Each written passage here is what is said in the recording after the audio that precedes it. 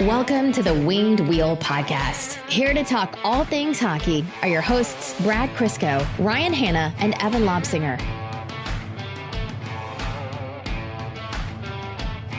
We have become seasoned veterans. Pre-show, Brad and I just hammered out like 17,000 different eventualities on what we'll do to record and when and with whom if a Patrick Kane signing happens with Detroit anytime over the next 72 hours. So you as a listener are officially notified that this is recording on Sunday at 6 p.m. So this is pre any Patrick Kane decision. Take the news as you will. We have been hurt before, which is why we are planning as if we will be again. 1,000%, whatever the most inconvenient time for us to discover this news. That is absolutely when it's going to happen. So I'll just sit here the whole episode as you talk. I'll just refresh Twitter, just in the off chance we can just start mid-episode on the news. That'd be great. Hey, and you know what? You're sitting in Evan's chair, and that's what he does all episode anyway. Exactly. So that's awesome. So, and I'm not just doing this to keep up to date on a couple scores currently happening as well. Folks, welcome to the Winged Wheel Podcast. We're not just going to talk about Patrick Kane today. Actually, very little about Patrick Kane this episode because the vibes are good. Detroit is on a 3-game win streak. We have passed the arbitrary but very real Thanksgiving deadline to see who is a playoff contender and who's not. Detroit is looking good right now. There is some serious conversation to happen, not just about individual players who aren't currently on the Red Wings like Kane and Sandin Pellikka, but the Red Wings themselves. Hockeytown is a positive focus for this episode. The vibes are good for consecutive episodes, and we're going to take that. Oh, 100%. I'm daily checking the standings. Do you know how long it's been since I've done that? Like, I've not really cared about the amount of RWs or ROWs at this point in the season in a long, long time. There was a stretch last February I was checking pretty religiously, and that was about the only time since about 2018 I've even looked at the NHL standings. In a way where you're like, where's Detroit and how is it? Yeah. I'm not sorting by league and flipping it. Yeah. Oh, God, that one hurt.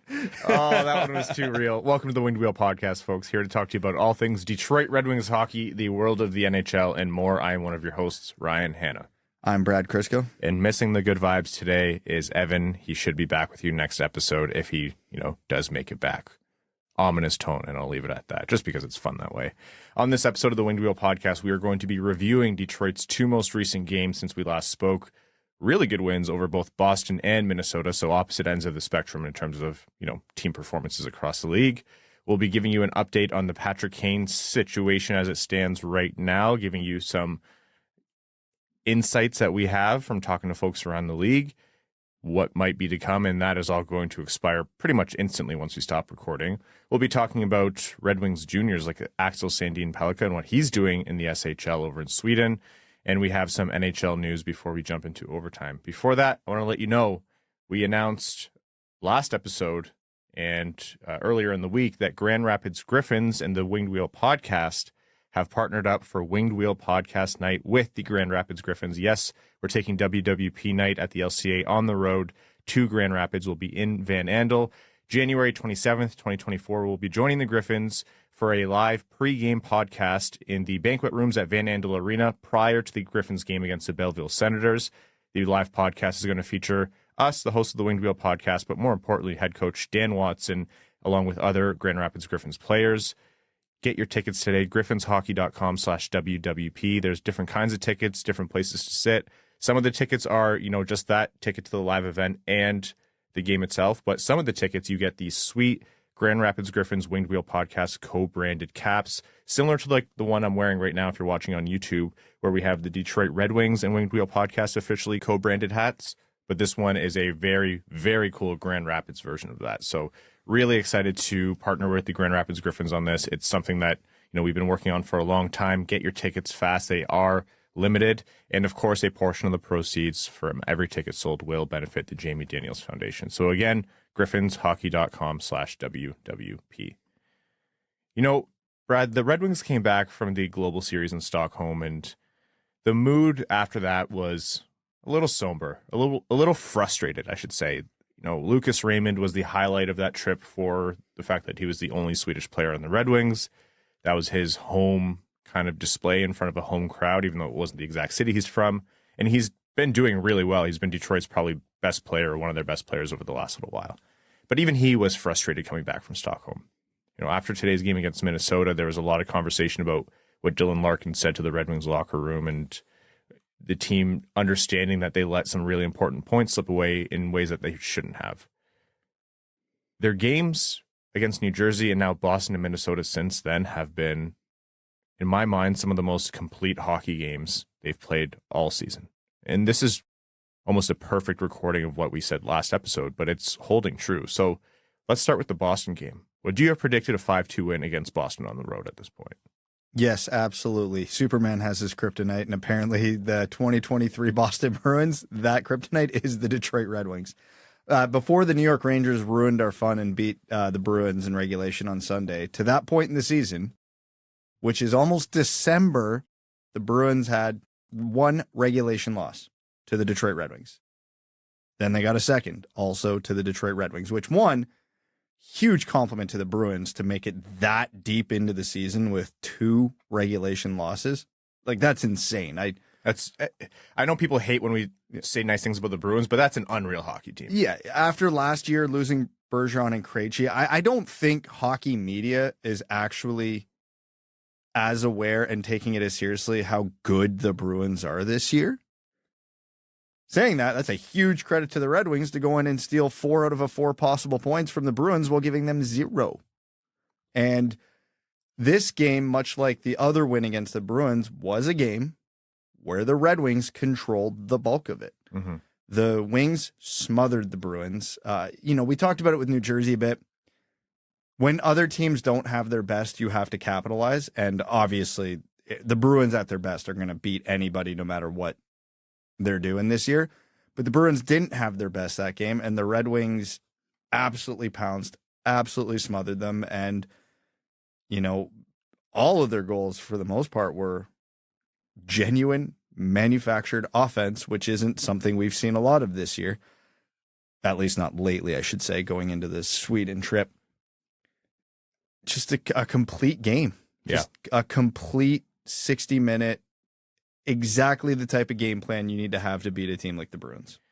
Scoring opened up on the power play, which I think was important. JT Compher with a perfect redirect off a Gostisbehere shot. The power play turning on was something that the Red Wings, even in their wins, needed to focus on. We talked about that in previous episodes. After the hot start, they have just completely cratered. So to open with the power play goal was good. And then Alex DeBrincat stripped rookie Poitras of the puck and stepped in on the breakaway and made no mistake to snipe that home. And that's a hot start for Detroit. Against the Bruins, you need to kind of take the momentum and, like you said, Brad, pounce, build on it. Don't let up just because you have the lead against a better team and play scared. So really important for Detroit to get out of that first period with a 2-0 lead. Became 2-1, and then Fabbri finished beautifully. And again, this is just Fabbri doing more of what I've been talking about recently. When he stays healthy, he actually does offer depth scoring, and he has a scoring touch, and you can spread that down the lineup. Credit to Daniel Sprong. That was a great pass from him across the slot there. Fabbri made no mistake, and that was 3-1. Danton Heinen made it 3-2. Dylan Larkin extended the 2-goal lead, or the lead to 2 goals again, I should say, with a power play goal of his own, and Perron from his own blue line from downtown scored the empty netter, and that was a 5-2 win. Solid win also for Ville Husso, I should say. It was a good outing for him. And like you said, Brad, that was a pretty complete performance, as good as you can expect on the road against a really strong team. We talked about it in the New Jersey game. It's a dialed-in version of the Red Wings right now. It's not always like the sexiest, flashiest plays. Like, yeah, the DeBrincat stealing the puck and going on a breakaway and sniping it. That's great. But the team is not making crucial mistakes, or they're minimizing it. I still think they have a little bit of penalty trouble here and there, but they're minimizing it to a reasonable level. They're smothering who they need to smother, and they're just playing solid, do your job, play the right way hockey, to speak in, coaching platitudes. Are they going to get that result every time against the Bruins? No, I think sometimes, great teams like that are going to have better games, of course, but that was a deserved win, and the result reflected what we saw on the ice. That was a perfect win in terms of the formula for how a middle-of-the-pack team beats a top team. We know if every team in the league is firing at 100%, the Red Wings are a fringy playoff team. Everybody's aware that the Red Wings will tell you that. Where you can, there's 3 ways where you can really swing the balance of a game when you know you're, I don't know what the best word here is, outgunned. Mm-hmm. Goaltending, teams get goalied all the time. Red Wings haven't had a ton of that this year, and they didn't need that this game because they were all over the other 2 parts. Special teams. Special teams are huge when you're playing a team that outmatches you. And I think they got 2 power play goals, but correct me if I'm wrong. That Fabbri one came like right as it expired. Right after it expired, so I don't even know if that 5th Bruins player factored into the play. So for all intents and purposes, 3 power play goals. And opportunistic offense, which is exactly what the DeBrincat goal was. When you get a chance like that against the Bruins, you can't miss.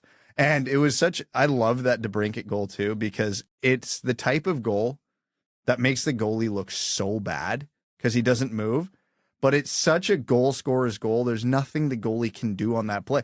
DeBrincat comes in and he's not even into a shooting spot position or, stance.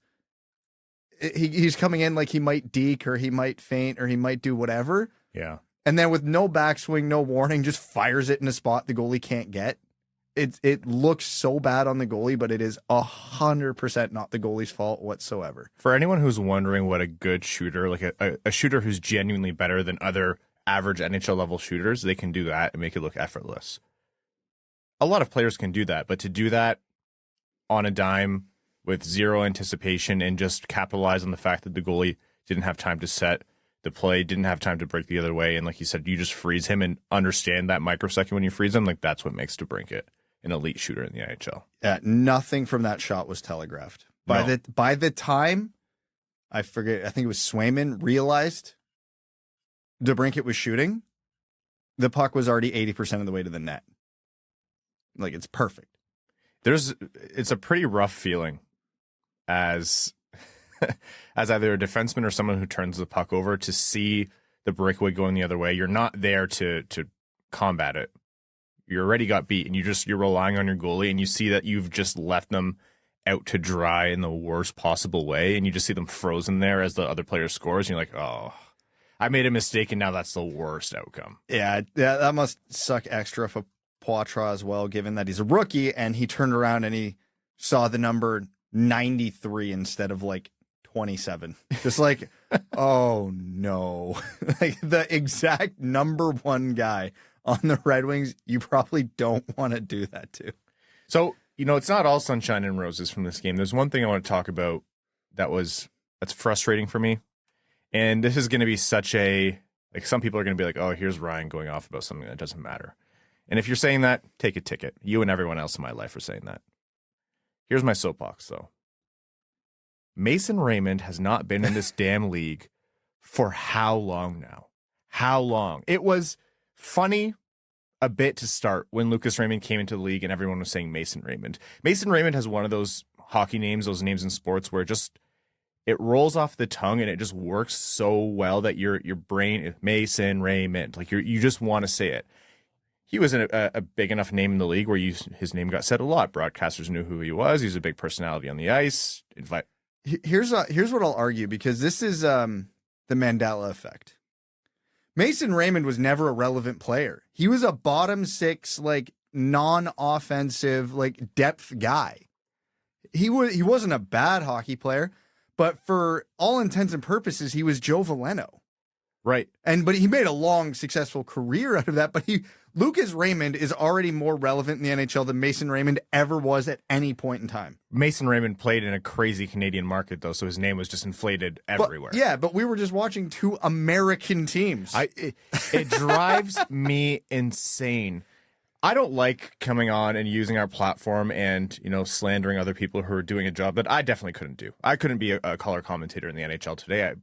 If you put me out there, it would be so bad. Oh, no, I love doing this. It's punching up. They're more successful than us, so we're allowed. That's how it works, right? So know that I'm not, this isn't something that I love to do, but I'm sorry. If you are calling a professional NHL hockey game and you are still regularly, every time you see the Red Wings play against your team that you call for, saying Mason Raymond instead of Lucas Raymond. What are we doing here? The professional standards by which, broadcasters hold themselves to are so high, and we know this. We're close friends with Ken, and we've seen the kind of work that Ken and Mick and everyone at Bally Sports puts into, preparation and execution on the broadcast.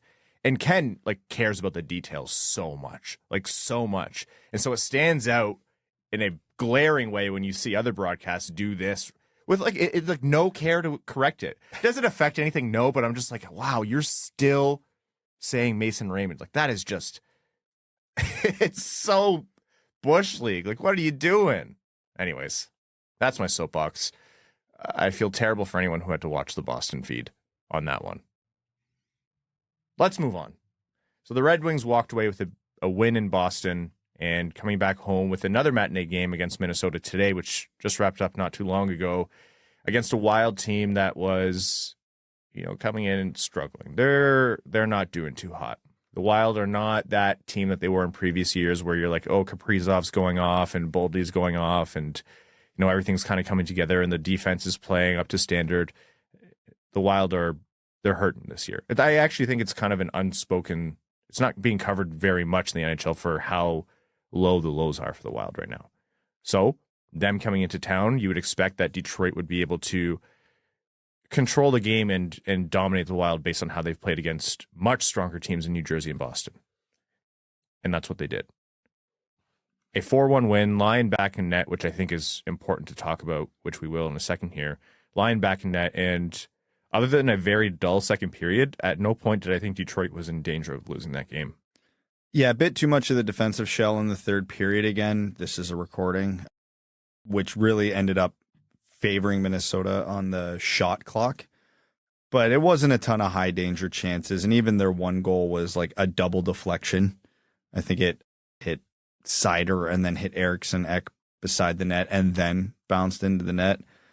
And yeah, this game wasn't great. The Red Wings did enough to beat a bad team. Mm-hmm. And that's kind of the biggest compliment I'll pay them on the overall performance. Obviously, we can needle down to the details. They did well and they did not do well. But yeah, they had a pretty good first period, controlled the play. That second period might have been the least entertaining period of hockey I've watched in a long time. I think us, and I made a joke about it on Twitter, and then I saw a lot of people responding, same thing. We're 15 minutes into the period, we all just kind of snapped to and remembered we were watching a hockey game. Yeah, it was very out in space on that one. Yeah, just thank goodness Larkin scored because he just reminded us that we were all covering something. Exactly. You've been staring in the corner of the room for 20 seconds, and then you kind of snap to, what happened? How did I get here? What am I doing here? Yeah. But other than that, yeah, it was it felt like a good road game for Detroit, even though it was in Detroit, maybe the best way to put it. Yeah. So the big storyline obviously being, I think he had almost 40 shots that game with Alex Lyon. Not a ton of 10 bell saves, but hey, you can only stop the ones directed at you. He was solid. You're right. The defense has been playing really well in front of him. So, his, 16 save shutout against New Jersey. That wasn't a tough test, but he did what he needed to. And today it was 38 shots, and he stopped. He had some really good saves, but again, he didn't need to stand on his head. It wasn't a 38 save. Alex Lyon saved the Red Wings. You're completely right. Scoring opened off of a really, really good setup by Lucas Raymond. He beat the high penalty killer in a that guy's going to see that tape a lot. That was not good.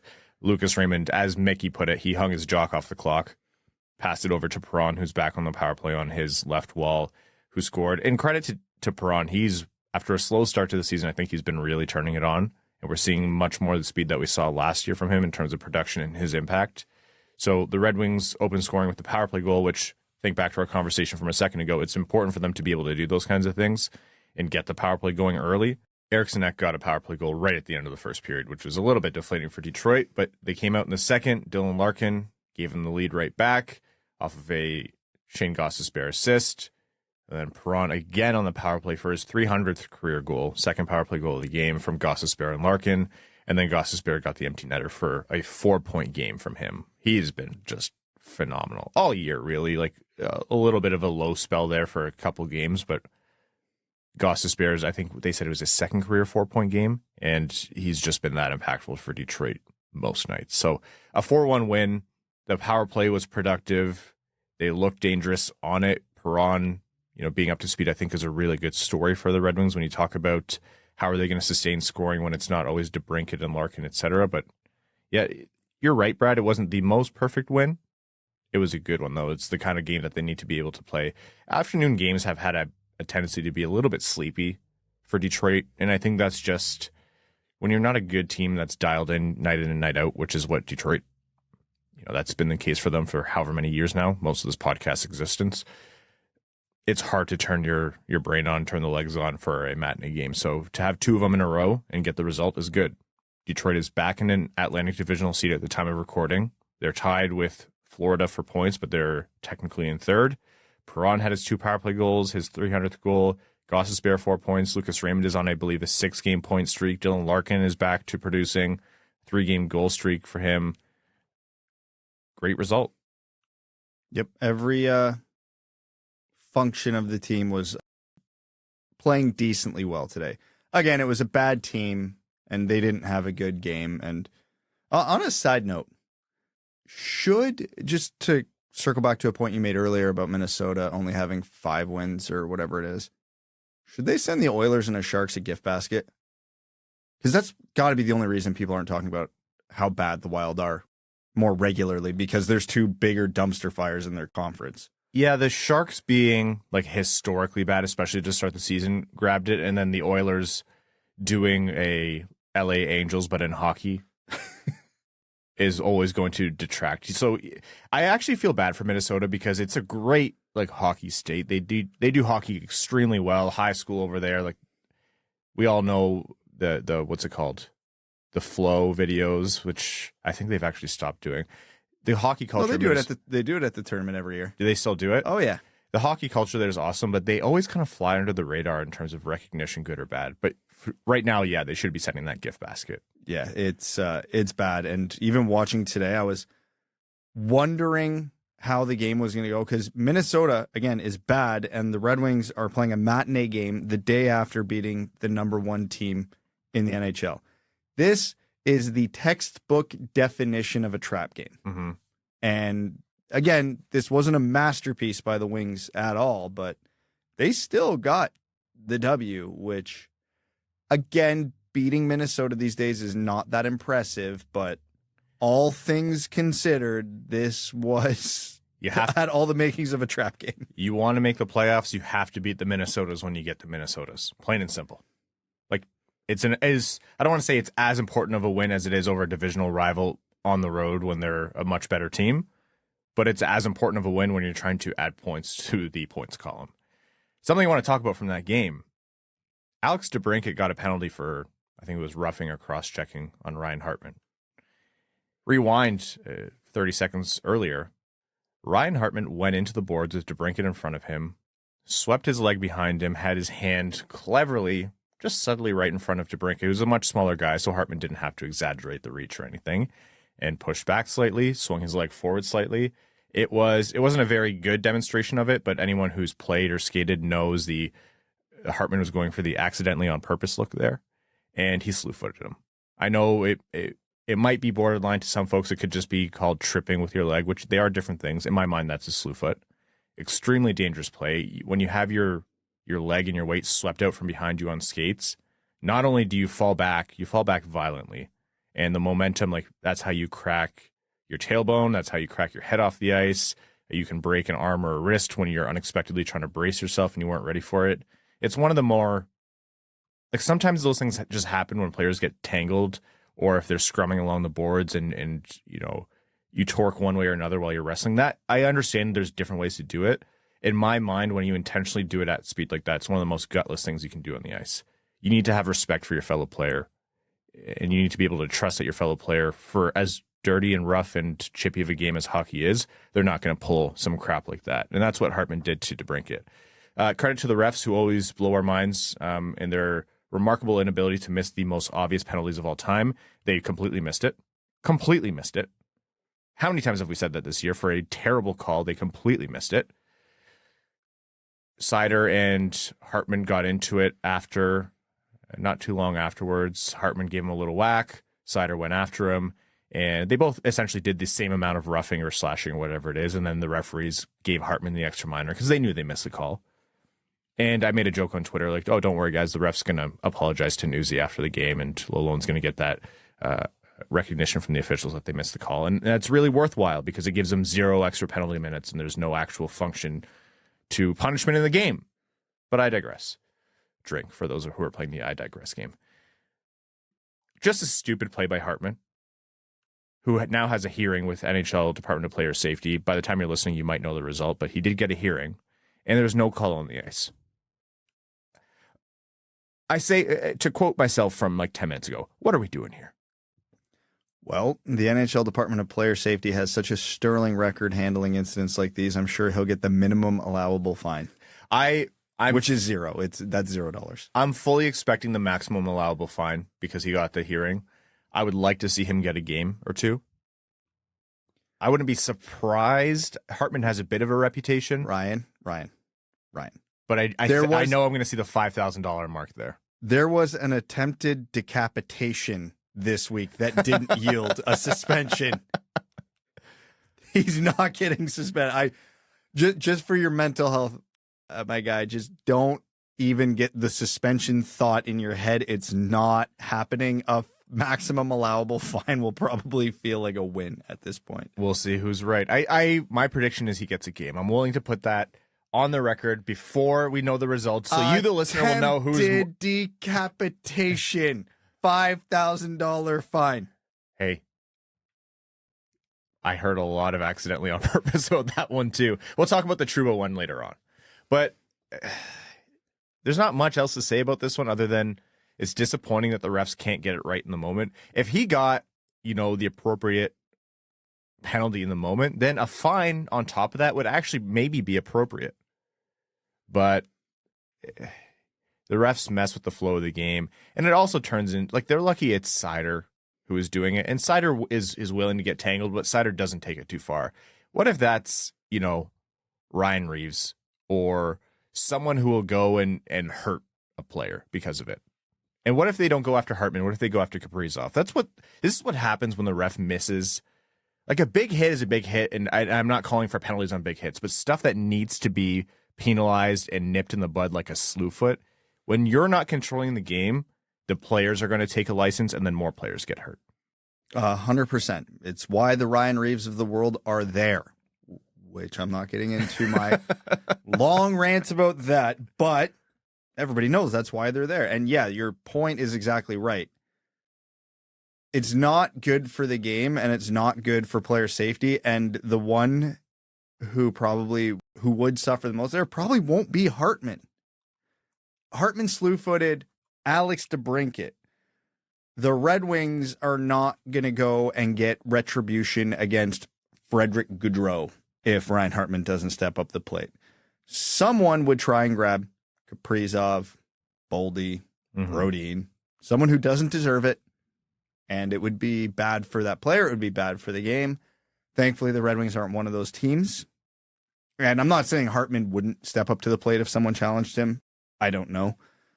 Kind of disappointed someone didn't from the Red Wings, but we've been down that rabbit hole enough. At least Seider did something. Yeah. But yeah, it's it all comes down to the refs. If the refs call everything correctly, unless it's something really, really vicious, violent, or definitely pre-planned, usually the players let it go if they're getting power plays out of it. Usually. If there isn't, well, now they're pissed. Now they're pissed and double pissed. So I understand it's a tough job, but it's shocking how bad it is sometimes.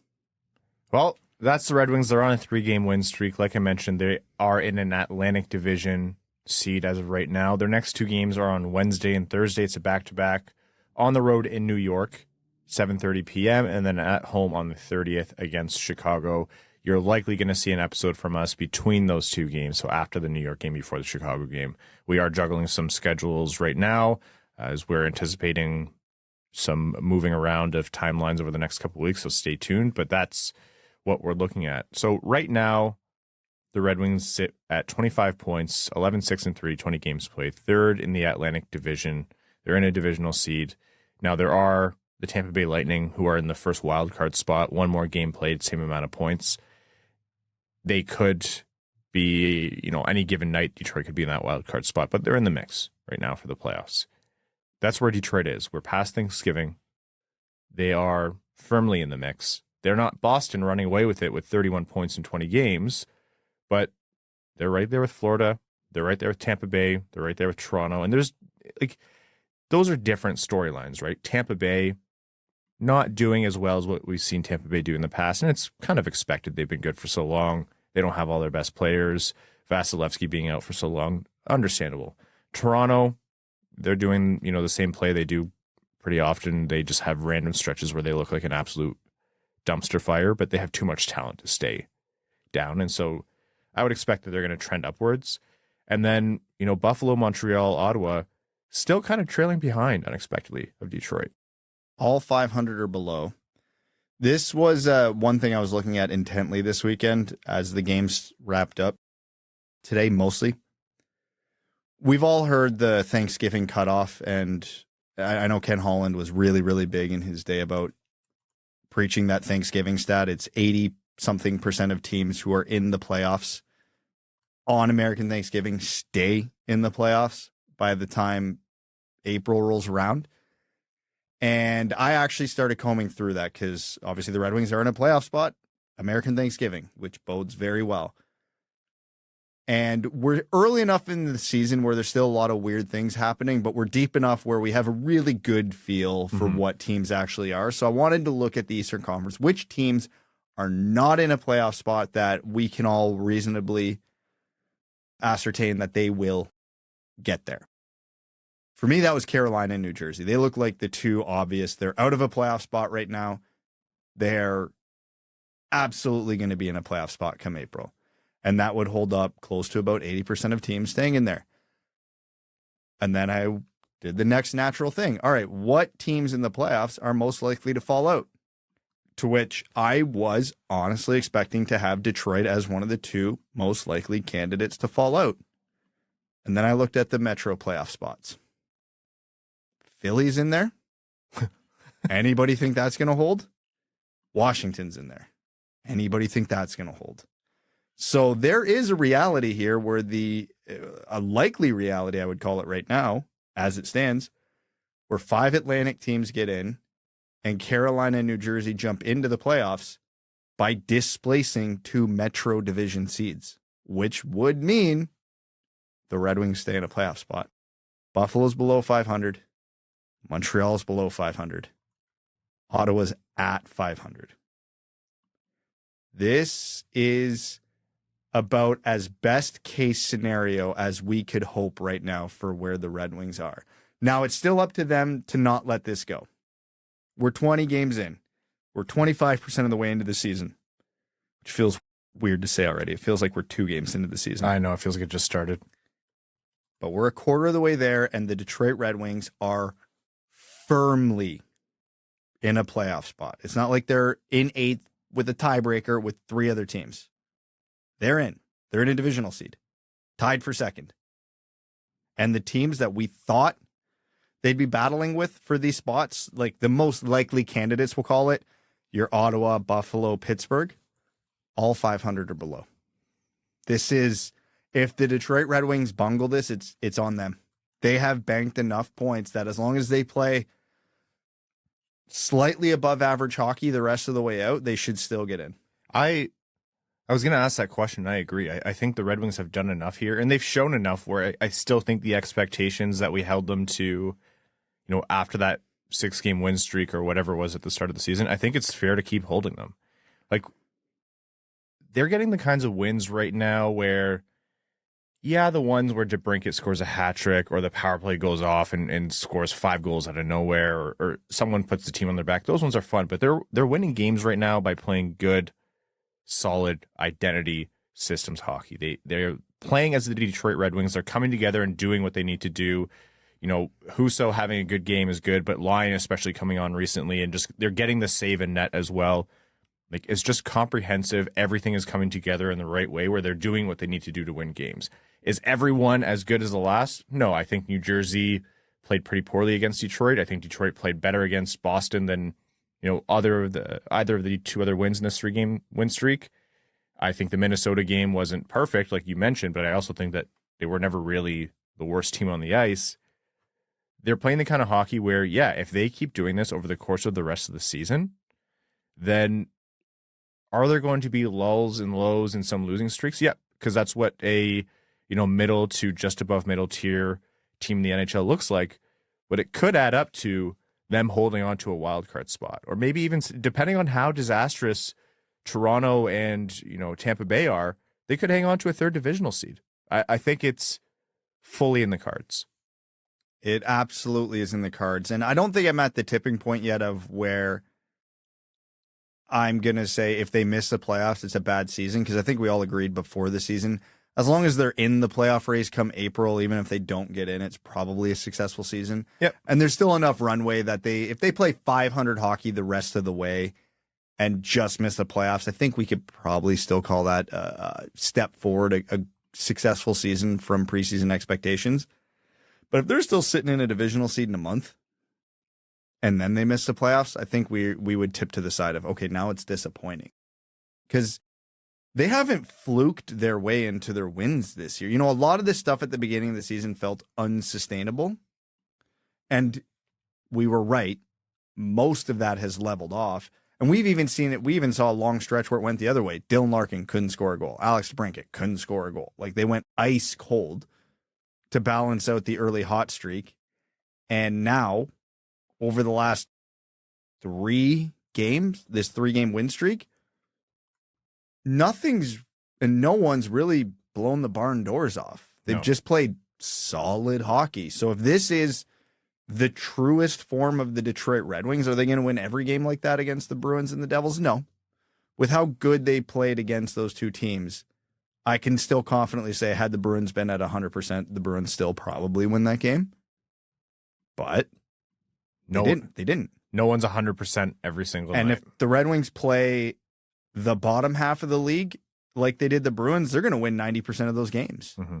So if this is the truest form of the Red Wings, which to me it feels like over the last week, this is as close to what I think and I thought they would look like when they're on their game, I have reason for optimism. Now, another prolonged cold streak from either Larkin or DeBrincat or both, or the defense decides that they just don't want to defend anymore, which we've seen for stretches this year, all bets are off. But 25% of the way through the season, we've seen an extreme hot streak, an extreme cold streak, and now a streak of what feels sustainable. So I think we're at the point we've got a pretty good, love the word, vibe for what they are. Yep.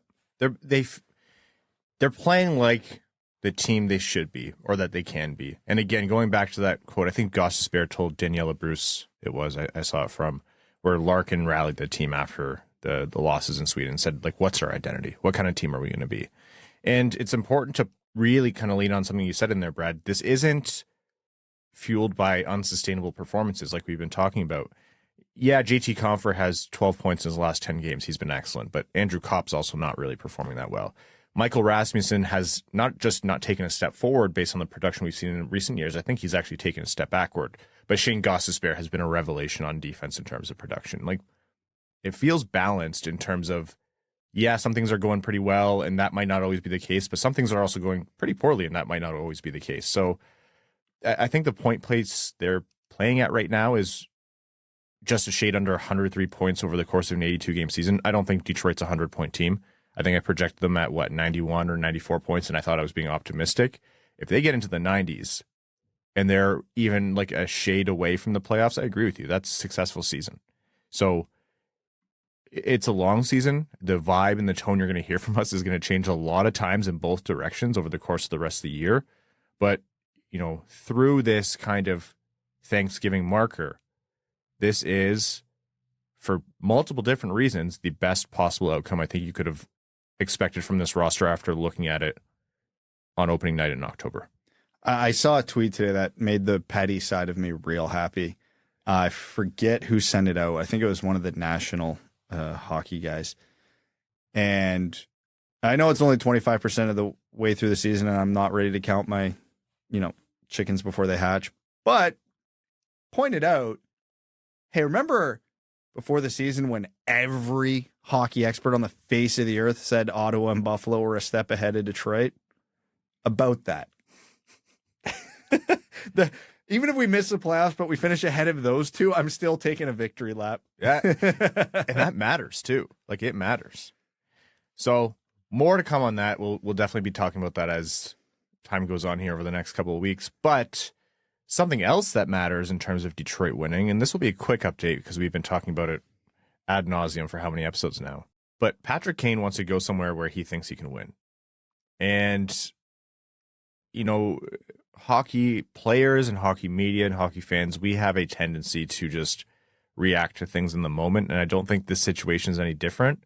If Kane is thinking about 3 finalist teams and Buffalo is one of them and they're playing like they are right now, below 500 and not really trending too well. And Florida, you have to give credit to Florida and what they're able to do. Like you mentioned last episode, Brad, the cap isn't real and they can probably make that work. And Detroit is right in there. It's been widely reported and we've talked to some people ourselves. Detroit is very much in the mix here, like heavily one of the last 3 favorite teams to land Patrick Kane. Elliot Friedman reported that there's been a lot of information collected on and by Detroit regarding Patrick Kane. Like, don't get this twisted. I know some people have a hard time believing it. Detroit's in it. Steve Yzerman's in this.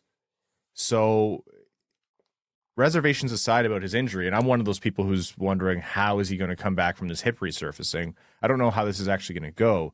Detroit's factoring in here, and if you're Steve Yzerman, you're looking at this win streak and saying that could not be better timed than right now while we're trying to convince him to sign. Now, the disclaimer here is that, we're recording right now on Sunday evening, and the understanding, at least as it's been out, is that Patrick Kane's going to decide, quote unquote, early in the week. Is that honest? Is that Patrick Kane trying to push people so he can get a multi-year contract rather than a single year? I'm not certain, but all of this might be expired by the time you listen.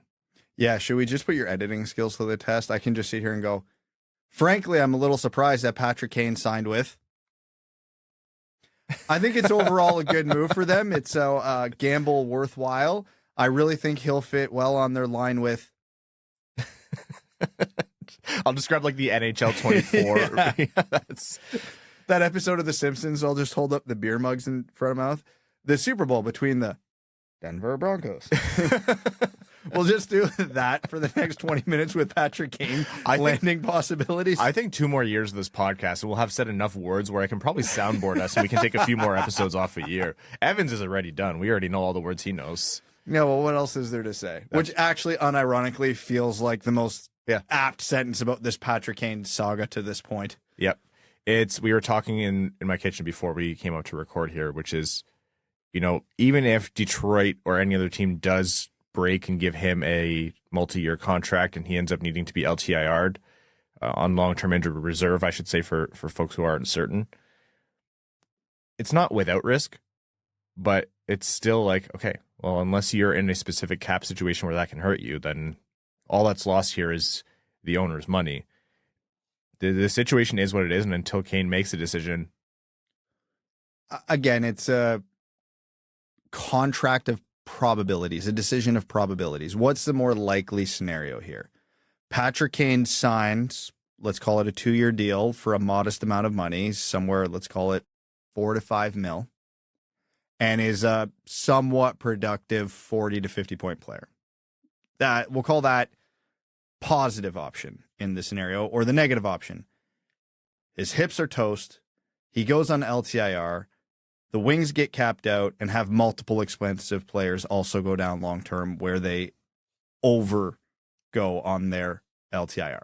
What's the more likely scenario there?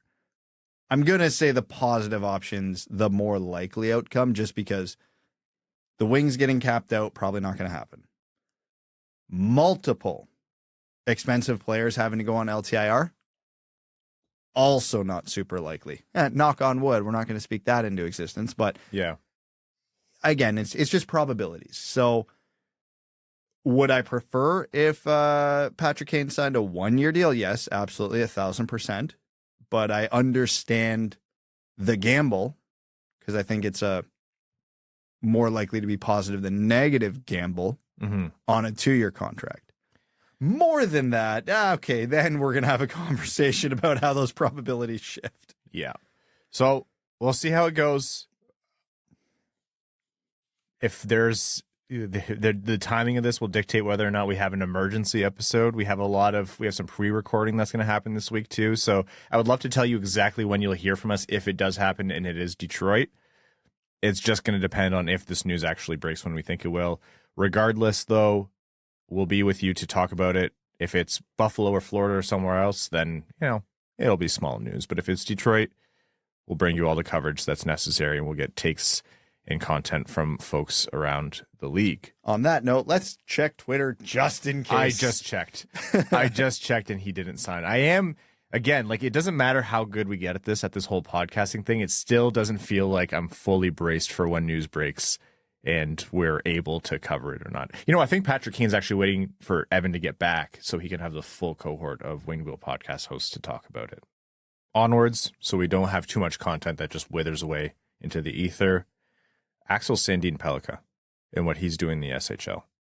Detroit's second of their 2 first-round picks from the 2023 NHL draft. Obviously, they took Nate Danielson with the first of them. Sandin Pellikka came in from the Islanders pick, which they got in the Hronek trade with Vancouver. 17th overall. If you remember back, there were varying opinions on the players selected, but overall it was you walk away with Danielson and Sandin Pellikka. Some folks, myself included, might have thought that it would be in the reverse order, but you're happy with that haul, especially because Sandin Pellikka is such a talented player with a huge offensive ceiling. We have a bit, and it is, it's a joke, but it's pretty descriptive of how exciting his offensive potential is, Brad, you'll often say he's the new version of your favorite non-Red Wing, Erik Karlsson. That was a bit. Ryan, we're a podcast. That's what I call analysis. Axel Sandin Pellikka is, I believe, leading the SHL in scoring amongst defensemen right now. He has, and I think I have these stats right, he has the most goals for any SHL U19 defender since 1983. And I think he's actually tied for the all-time record on that one now. And his 8th goal tied him with Lekaramäki for the most goals and points among U20 players in the SHL. Forwards included. Yeah, because Lekaramäki is a forward. Yeah. That's nuts.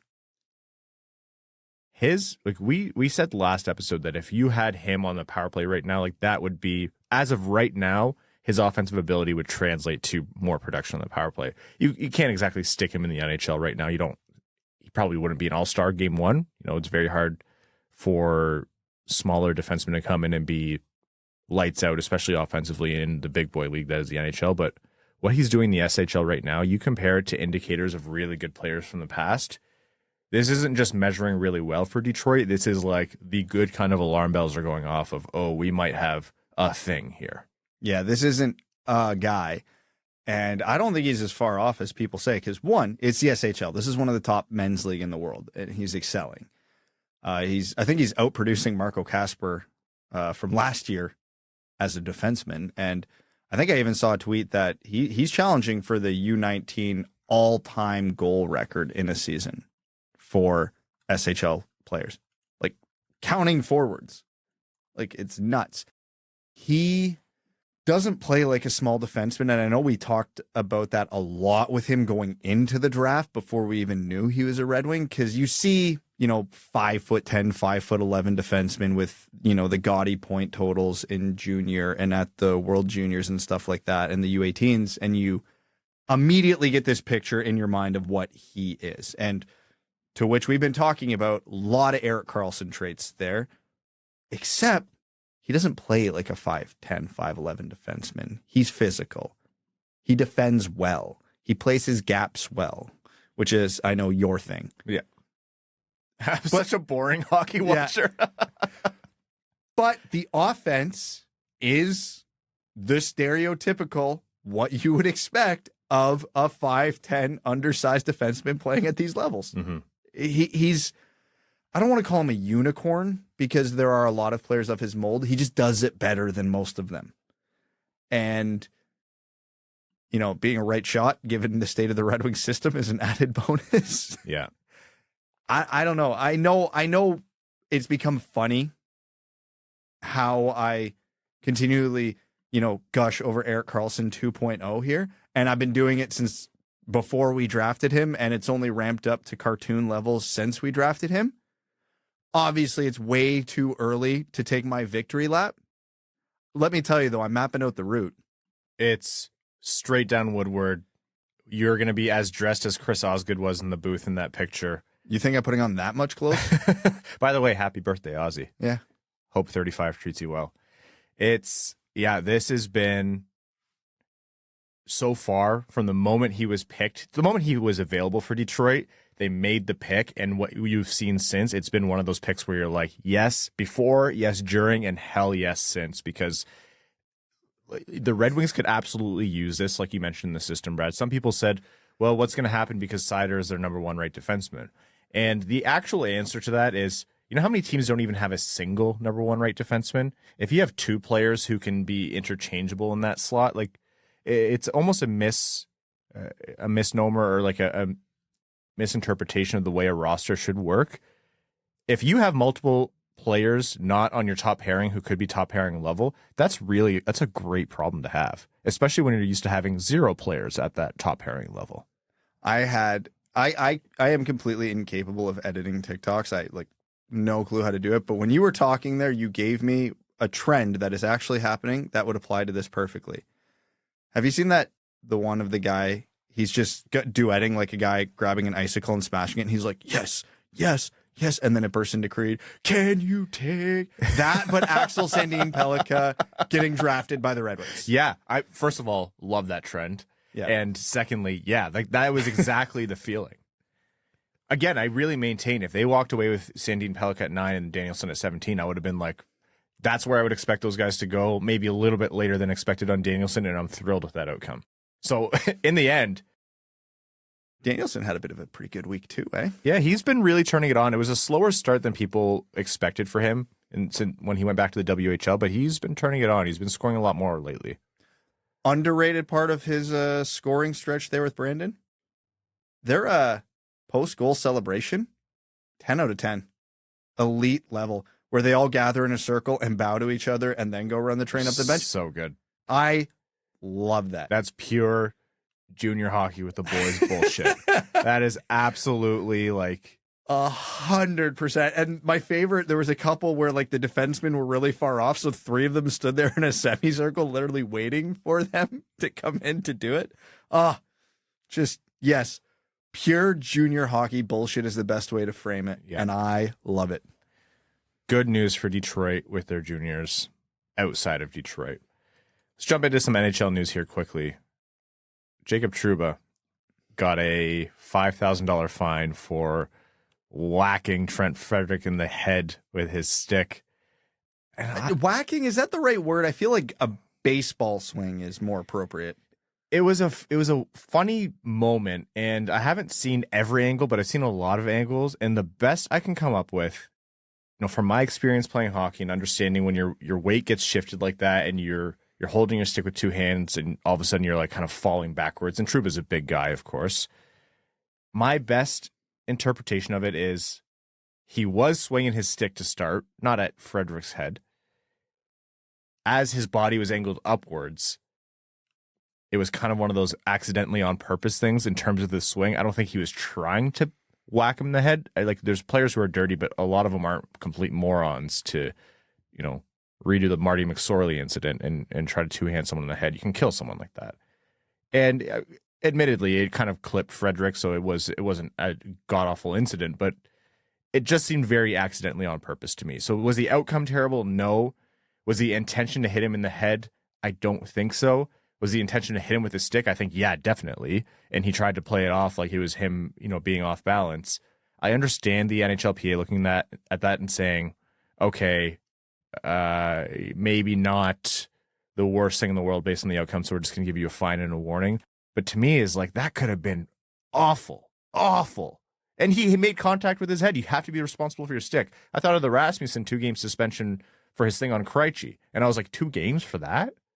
So I don't understand the juxtaposition between those two.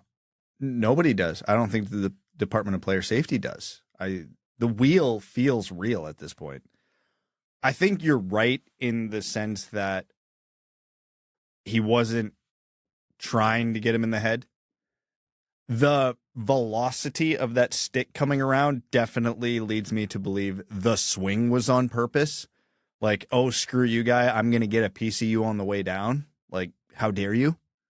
And probably meant to hit him in the arm, which even at that point, that stick was moving pretty damn fast. Even if that connected with an arm or a rib, that could still do some damage and was probably worthy of a suspension. The fact he got him in the head and it wasn't a suspension, I'm at a loss. Like, I genuinely have no clue. Because one thing, I'm not a smart man. But the one thing I think I can pride myself on that I've been able to grasp over the last, however many years, and I've really grown to understand, is even when I disagree with something, I've done a good job of understanding what their train of thought is. Saying, I would be more severe on this, but I understand what they were thinking and how they got to that conclusion, even if that's not the same conclusion I would draw. Situations like this, I am at a loss.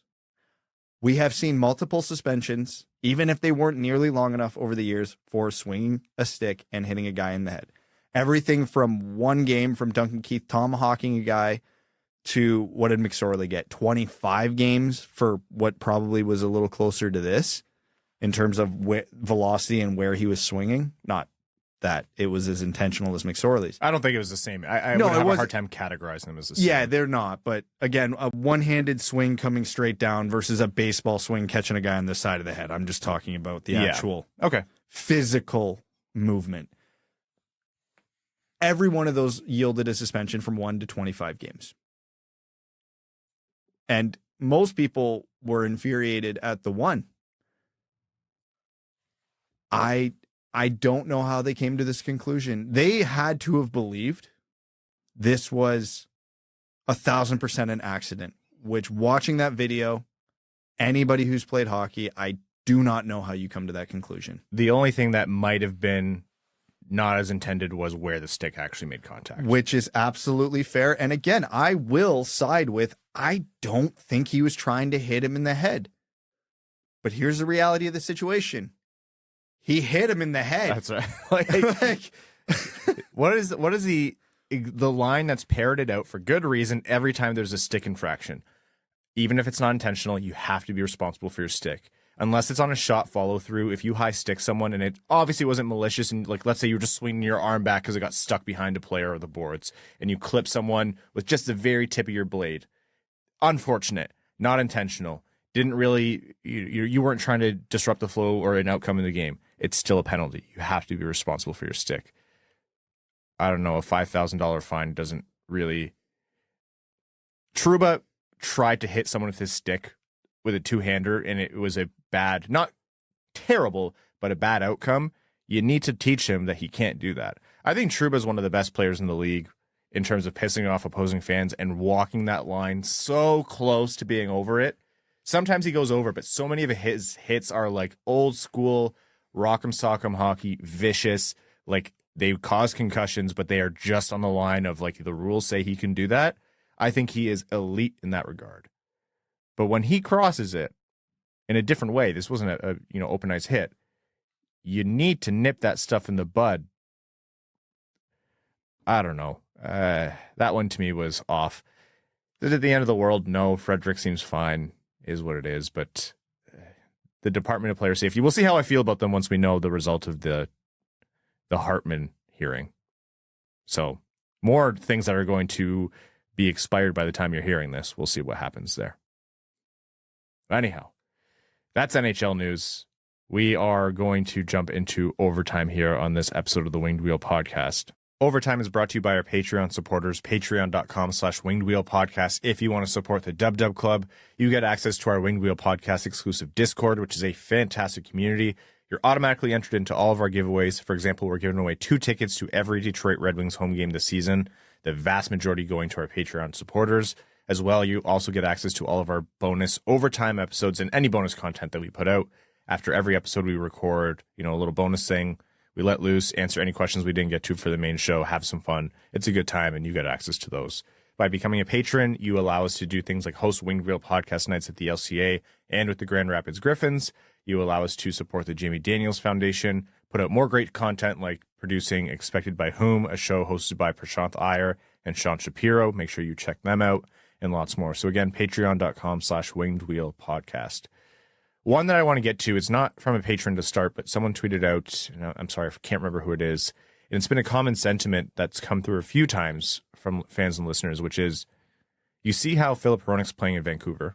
It's not just Quinn Hughes who's performing well over there. Filip Hronek has, 2 goals and 20 assists or something like that? And puck that apparently broke the sound barrier. Yeah, that's Hronek's cannon.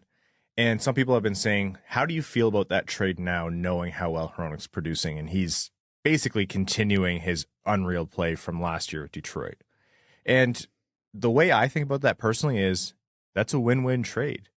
Like, Detroit wasn't trading a bad player in disguise. Detroit was trading one of their best defensemen for a high return. I think they got that high return. I think we just talked about Axel Sandin Pellikka, who was the literal pick they made from the Hronek trade. If you're a Red Wings fan, are you thinking, yeah, we could use Filip Hronek right now? Sure. No one would ever see Filip Hronek and say, yeah, my hockey team would be made better by that guy. But they replaced the current production with Gostisbehere, and they got a unbelievably promising future asset in Sandin Pellikka. I think it's a smart trade, and if you're a Vancouver fan, you have to be happy with the gambit. That didn't look good at first because he was hurt. I don't know. We'll see how we're doing on January 1st. Yeah. Which, for those who are wondering, is when Shane Gostisbehere is eligible for an extension. He's going to get paid, man. I don't know by whom. I hope us. I think the Red Wings hope so too, but his price has only gone up. Oh, yeah. It's not like he's playing. This is Gostisbehere's doing. He's playing lights out. He's not being carried by anyone. It's not like he's playing with Quinn Hughes, just to put that out there. Do you expect Vancouver to hang on to this playoff spot, or they have too much bank to not make the playoffs? That'd be catastrophic. Yeah, I think they're still a playoff team, maybe a third divisional seed or a wild card. They've already cooled off a bit. They're on a bit of a cold run now, which, they were on the PDO bender of all PDO benders to start the season, and now it's regressed and swung the other way, and it's all balancing out. Like the Red Wings, their heater was just more extreme. Yeah. All right. Comments and questions from our patrons. Brandon Bruska says, how's Nate Danielson been? Don't really follow the CHL much, but he has a strong preseason. Any chance we see him for the classic 9-game stint? As we mentioned, he's with Brandon, the Wheat Kings, in the WHL. He had a slower start. The Wheat Kings they're not surrounding him with the best talent. It's not a team that is challenging for the Memorial Cup, to put it lightly. But he has heated up. He's scored. I think they got beat pretty bad, but he had a shorthanded snipe, I think it was, last night or recently. He's scored a bunch in his last 4 or 5 games, turning it on more now. Will we see him for 9 games? Yeah, we won't see Danielson mid-season for a call-up. It just doesn't work that way. I don't think it's ever happened where a team has called a player up from the CHL mid-season outside of very rare emergency basis. That being said, at the end of the season, if Brandon, let's say, doesn't make the playoffs and the Red Wings or Griffins are still playing, and he doesn't get traded, then he could come up and play however many games are left, and it would count all the same as if he played 5, 6, 7, 8, 9, 10 games at the beginning of the season. All the same rules apply. And by traded, I don't mean from the Red Wings. I mean, it's very common when you have a very high-end prospect in any of the CHL leagues who is about to graduate out of your system and you're not a good team, you trade that player to a different team in that league who's making a playoff run in whatever respective league for a bunch of future assets. And that's when you get into trading picks from 5, 6 years from now. And CHL trades are so funny. It's like Shane Wright traded for 4 first-round picks and 5 second-round picks, and it looks like a cap-friendly armchair GM trade, but it actually happens. From draft picks literally 6 years from now, it's happened. I remember I read a quote from I think it was OHL, but we'll say a CHL GM. He's like, how you feeling after that trade? Was a question from a reporter, and he's like, well, I just traded an 11-year-old, so it feels a little weird. Yeah. So if his season could be extended if he's traded to a very competitive team, and then all of a sudden he's playing not just playoff games, but maybe even Memorial Cup beyond that. So we'll see. Third man in says, like many recent years, Larkin started hot and is now playing through some undisclosed injury. It is noticeably less than 100%. All things being equal, aren't the Red Wings to the point where it actually would be better for Larkin to sit out a few games and heal up, assuming that's what it would take? I don't think so, and I think it's because of this. He's just really banged up. I think it's gotten a little bit better, but it's one of those, it's just kind of banged up and bruised. I think some of it happened in that Boston game from Winged Wheel Podcast Night on November 4th. You're worse off by not having him in. He's your number one center. You're not really getting too much by having him sit out, because him playing through it or not won't really affect the timeline of healing. Now, we have seen Larkin play through some injuries where you're like, I actually don't know if it's better to shut him down or not. And they have in the past shut him down, but this to me is just he's banged up, and it's been better of late. Well, in the past, it didn't matter for the standings. That's right. It does now, so they're weighing that as well. So this one, and a few people have mentioned this one, but the Mexinadian says, so Husso and Lyon tandem looking to move Reimer. And we actually didn't talk about that enough in the main show, so let's talk about it here. Alex Lyon, again, is he standing on his head stealing games? No, because I don't think he's had to, but he's been solid. And solid is better than most games what Detroit has been getting from Husso or Reimer. So is this the tandem now? I think so. Yeah. I think the main question here is, does Alex Lyon win simply just the Vezina, or does he also get the Hart? They might not want to give him too many trophies to have to carry home.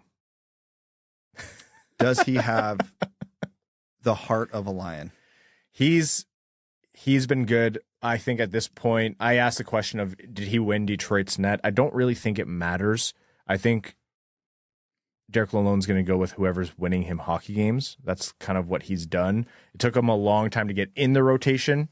Lyon wasn't in Derek Lalonde's rotation for, the first until after or mid Sweden trip. And that's later than what a lot of people were expecting or even wanted. But as long as he's playing as he's playing now, he'll be in that rotation. I think Reimer is more likely to be the odd one out.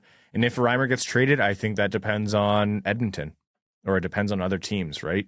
I think if they tried to make a move, they could. It's just about maximizing assets and what's worthwhile.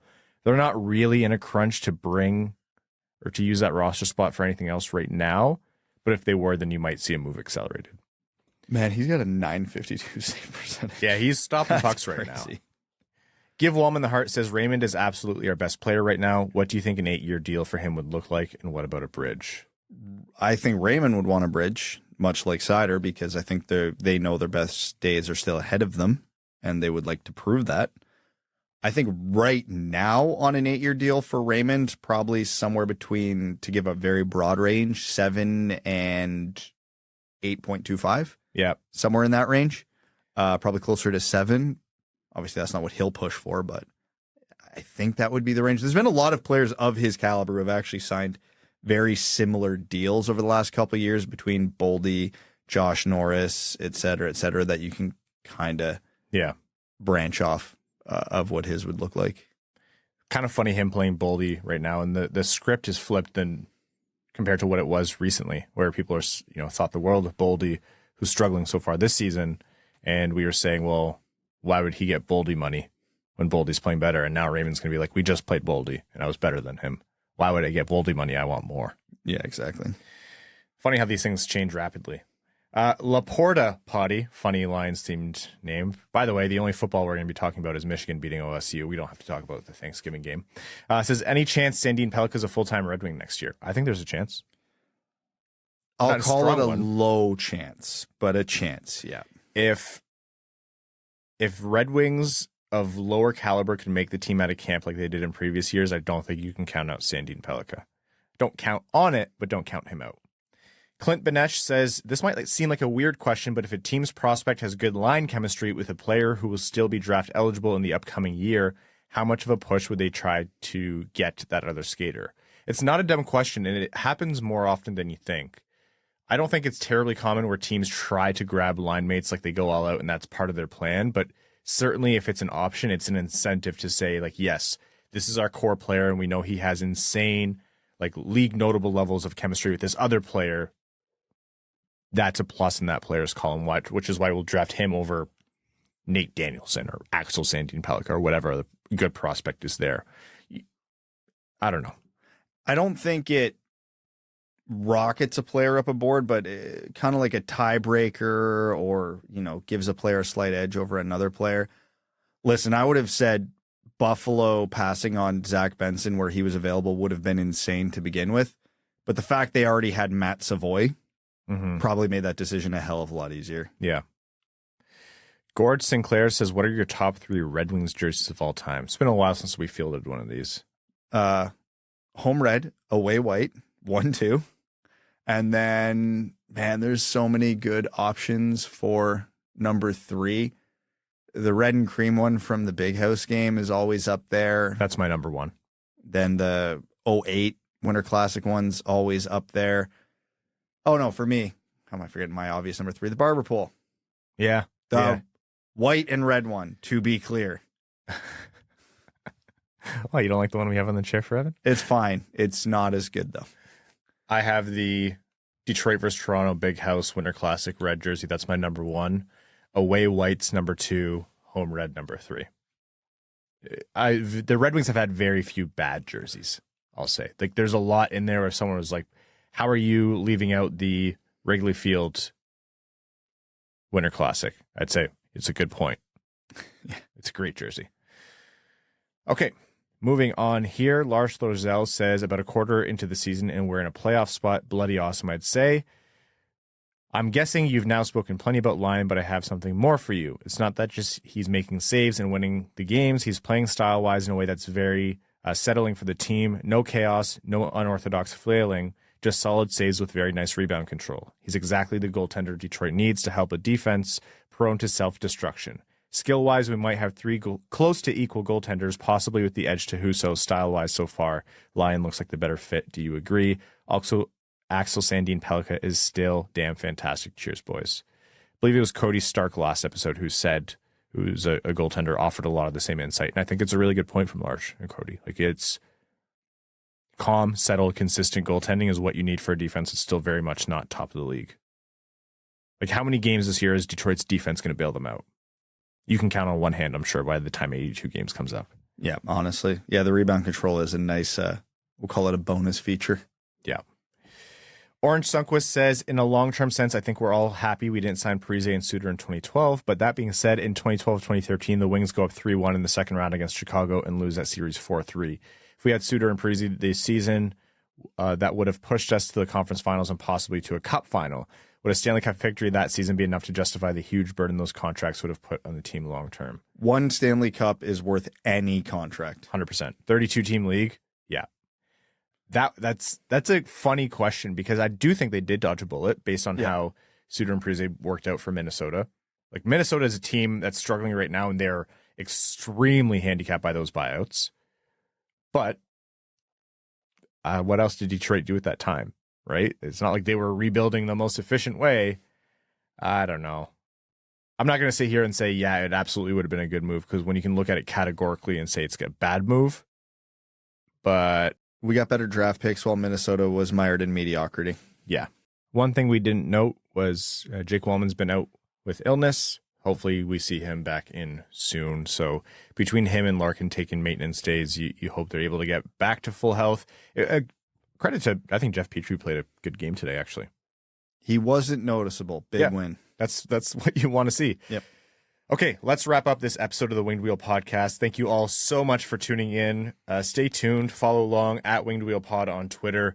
There's going to be a lot happening over the next little while. If Patrick Kane news comes out, if anything else comes out in the world of, emergency news, we'll be back. We'll let you know whether it's going to be on our Wednesday episode or for an emergency episode between now and then.